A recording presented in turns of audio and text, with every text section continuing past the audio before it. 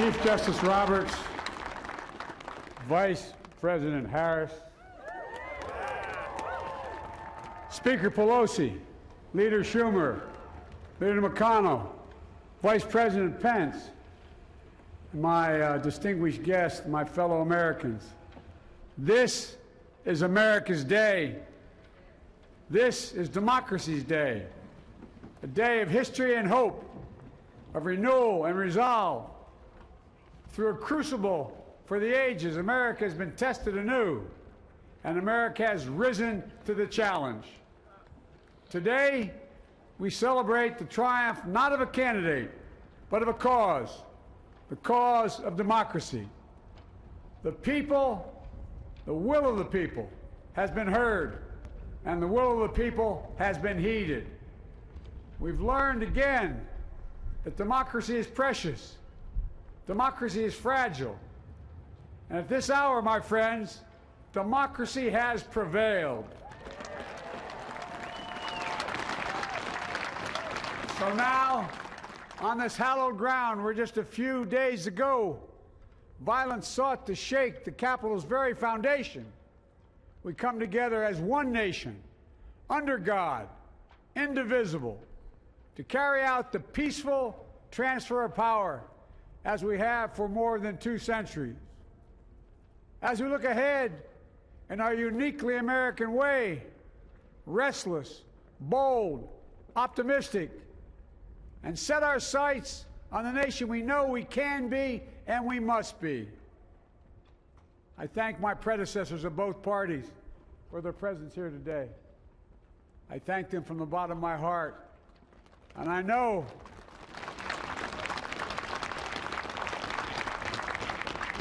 the resilience of our Constitution and the strength of our nation, as does President Carter, who I spoke with last night, who cannot be with us today, but whom we salute for his lifetime in service. I've just taken the sacred oath each of those patriots have taken, the oath first sworn by George Washington. But the American story depends not on any one of us, not on some of us, but on all of us, on we the people who seek a more perfect union. This is a great nation. We are good people. And over the centuries, through storm and strife, in peace and in war, we've come so far, but we still have far to go. We'll press forward with speed and urgency, for we have much to do in this winter of peril and significant possibilities. Much to repair, much to restore, much to heal, much to build, and much to gain. Few people in our nation's history have been more challenged or found a time more challenging or difficult than the time we're in now. Once-in-a-century virus that silently stalks the country. It's taken as many lives in 1 year as America lost in all of World War II. Millions of jobs have been lost. Hundreds of thousands of businesses closed. A cry for racial justice, some 400 years in the making, moves us. The dream of justice for all will be deferred no longer. A cry for survival comes from the planet itself, a cry that can't be any more desperate or any more clear. And now, a rise of political extremism, white supremacy, domestic terrorism, that we must confront and we will defeat. To overcome these challenges, to restore the soul and secure the future of America, requires so much more than words. It requires the most elusive of all things in a democracy: unity. Unity. In another January, on New Year's Day in 1863, Abraham Lincoln signed the Emancipation Proclamation. When he put pen to paper, the president said, and I quote, If my name ever goes down into history, it'll be for this act, and my whole soul is in it. My whole soul is in it. Today, on this January day, my whole soul is in this, bringing America together, uniting our people, uniting our nation. And I ask every American to join me in this cause.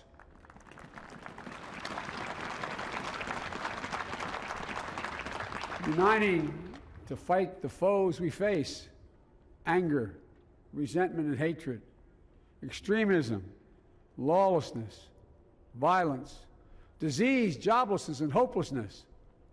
With unity, we can do great things, important things. We can right wrongs. We can put people to work in good jobs. We can teach our children in safe schools. We can overcome the deadly virus. We can reward work and rebuild the middle class and make health care secure for all. We can deliver racial justice, and we can make America once again the leading force for good in the world. I know speaking of unity can sound to some like a foolish fantasy these days. I know the forces that divide us are deep and they are real. But I also know they are not new.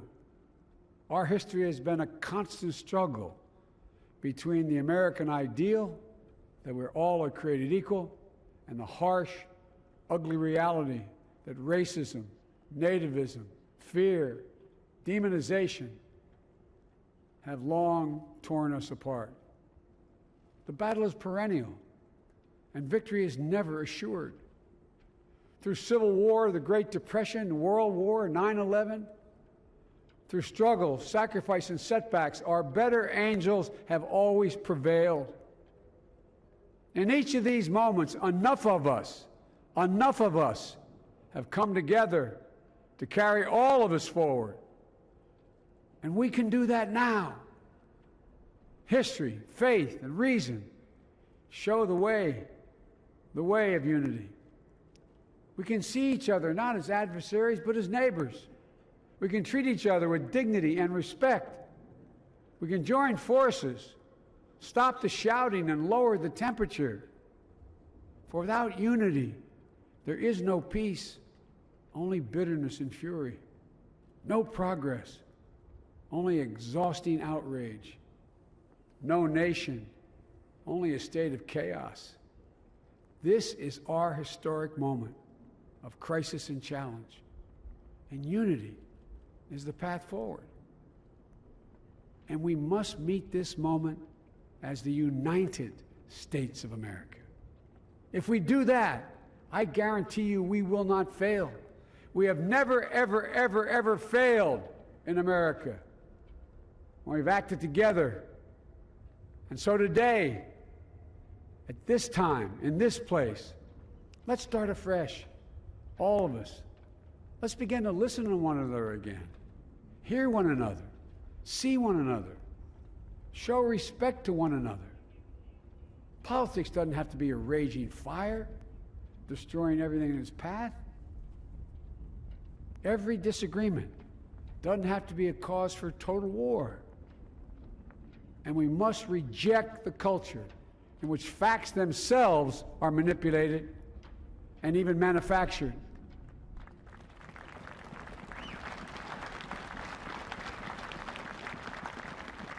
My fellow Americans, we have to be different than this.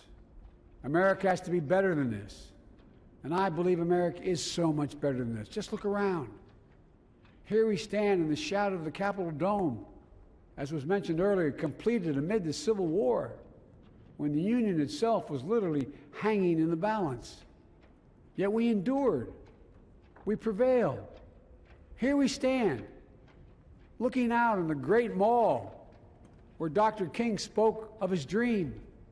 Here we stand where 108 years ago, at another inaugural, thousands of protesters tried to block brave women marching for the right to vote. And today, we mark the swearing in of the first woman in American history elected to national office, Vice President Kamala Harris. Don't tell me things can't change.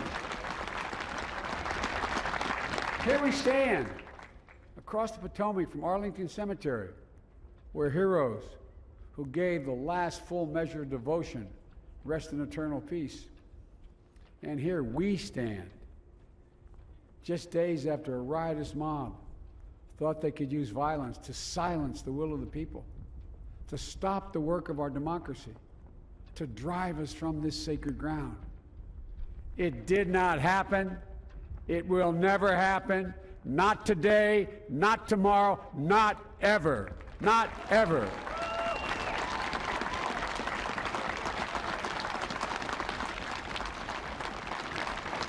To all those who supported our campaign, I'm humbled by the faith you've placed in us.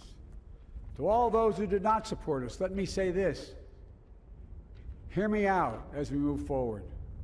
Take a measure of me and my heart. If you still disagree, so be it. That's democracy. That's America.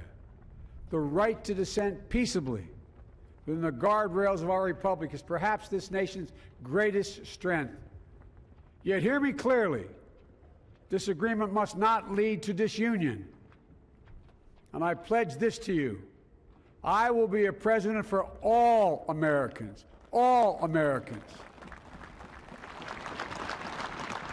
And I promise you, I will fight as hard for those who did not support me as for those who did.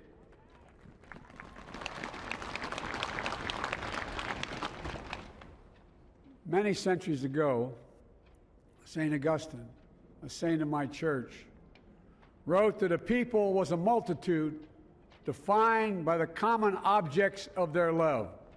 Defined by the common objects of their love. What are the common objects we as Americans love that define us as Americans? I think we know.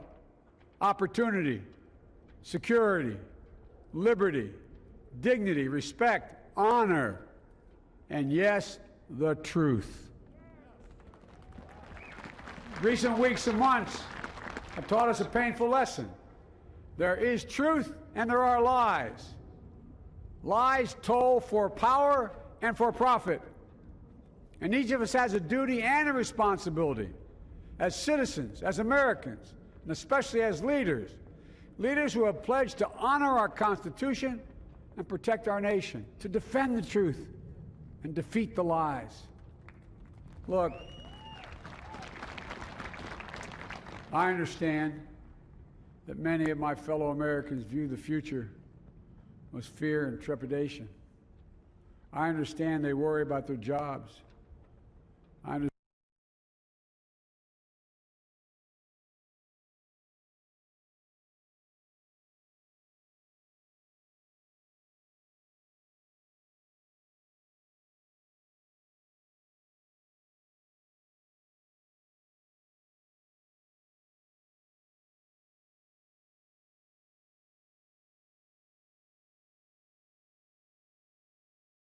you, or worship the way you do, or don't get their news from the same sources you do.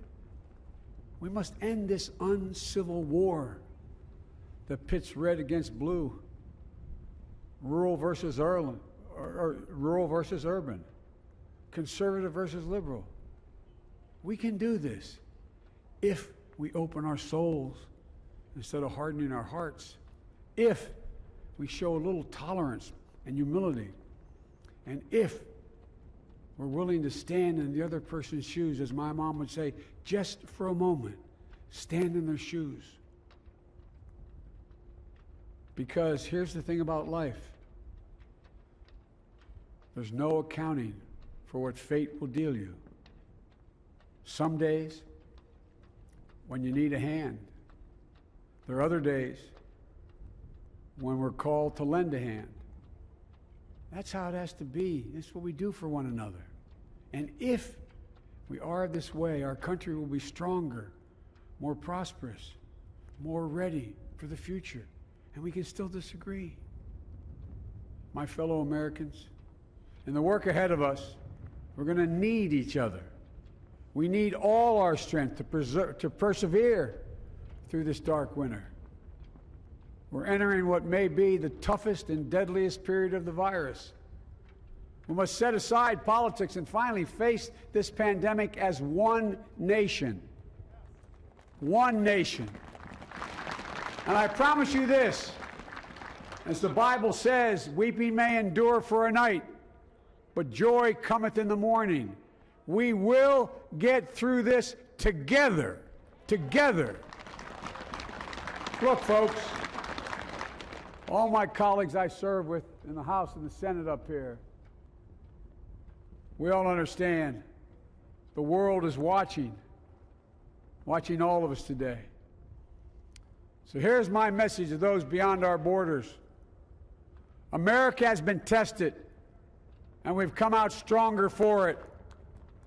We will repair our alliances and engage with the world once again, not to meet yesterday's challenges, but today's and tomorrow's challenges. And we'll lead not merely by the example of our power, but by the power of our example.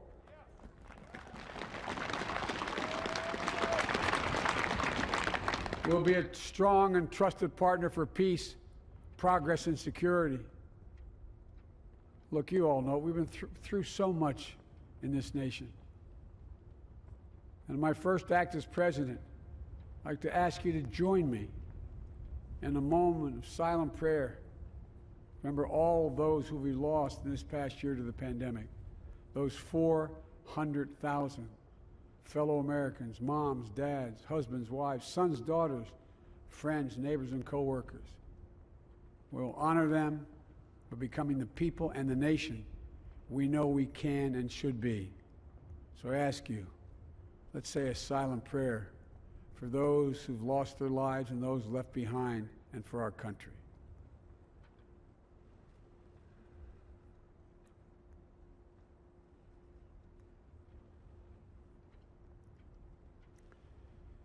Amen.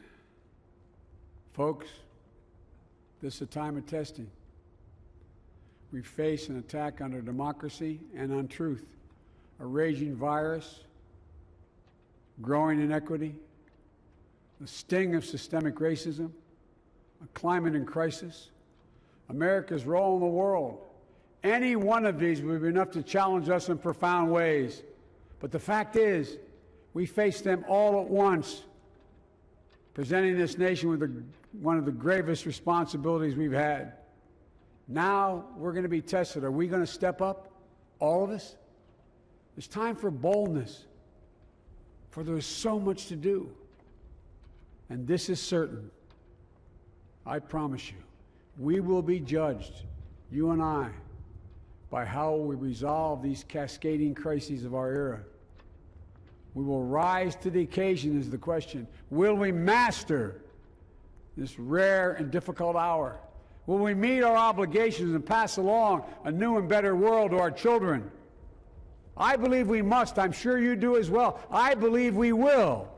And when we do, we'll write the next great chapter in the history of the United States of America, the American story.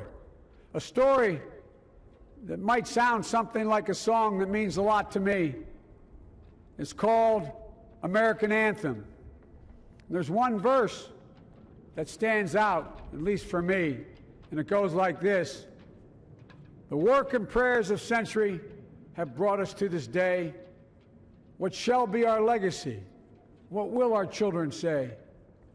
Let me know in my heart when my days are through. America, America, I gave my best to you. Let's us add our own work and prayers to the unfolding story of our great nation. If we do this, then when our days are through, our children and our children's children will say of us, they gave their best, they did their duty, they healed a broken land. My fellow Americans, I close the day where I began, with the sacred oath. Before God and all of you, I give you my word. I will always level with you. I will defend the Constitution. I'll defend our democracy. I'll defend America. and will give all of you, keep everything I do in your service, thinking not of power, but of possibilities, not of personal interest, but the public good. And together we shall write an American story of hope, not fear, of unity, not division, of light, not darkness, a story of decency and dignity, love and healing, greatness and goodness. May this be the story that guides us, the story that inspires us, and the story that tells ages yet to come that we answered the call of history. We met the moment. Democracy and hope, truth and justice did not die on our watch but thrived. That America secured liberty at home and stood once again as a beacon to the world. That is what we owe our forebears, one another, and generation to follow. So, with purpose and resolve, we turn to those tasks of our time, sustained by faith, driven by conviction, and devoted to one another and the country we love with all our hearts. May God bless America, and may God protect our troops. Thank you, America.